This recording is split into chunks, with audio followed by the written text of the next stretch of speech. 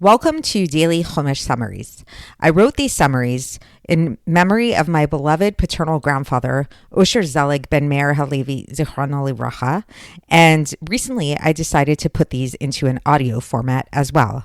If you'd like to be added to the email list so that you can receive these summaries in written format, please send me an email to itistaught@gmail.com, or else you can follow the link in the show notes of this episode to be added directly. There's also an opportunity to sponsor an episode of this podcast, which you can do by visiting itistaught.com and then clicking on the link that says support this project. So if you have a loved one's yahrzeit coming up, or a birthday, or for whatever other reason, if you'd like to support me in the work that I do so I can continue doing this kind of work, please consider sponsoring an episode. And finally, if you enjoy this podcast, please consider checking out my other podcast, the It Is Taught podcast, where I focus on the daily Tanya portions in a way that is meant to be down to earth and relatable and accessible to all. And with all of that being said, let's get into today's Chumash portion. Parshas Tisa, 7th Aliya. In today's Aliya, we're going to talk about how Moshe relates God's words to the nation. So Hashem instructs Moshe to write down the written Torah. He is not permitted to write down the oral Torah, however. And so for 40 days and 40 nights, Moshe fasted and wrote out the covenant, quote unquote, meaning to say the written Torah, as well as the 10 commandments. Moshe descended from the mountain on Yom Kippur with the 2 new tablets and was not aware that his face radiated. This radiance came from Hashem putting his hand over Moshe's face. Aaron and all of the Israelites trembled when they saw Moshe's face radiating and were scared to approach him.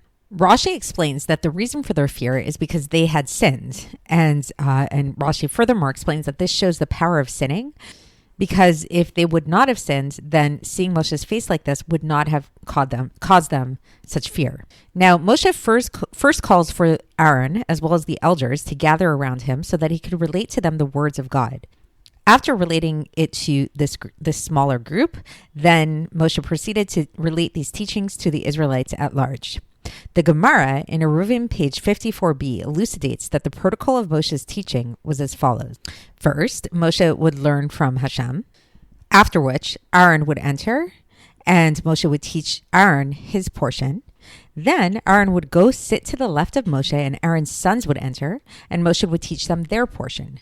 They would then move such that Elazar, one of Aaron's sons, would sit to Moshe's right, and Itamar, the other of Aaron's sons, would sit to Aaron's left. The elders would then enter, and Moshe would teach them their portion. They would then sit on the sides. Then the entire nation would enter, and Moshe would teach them their portion.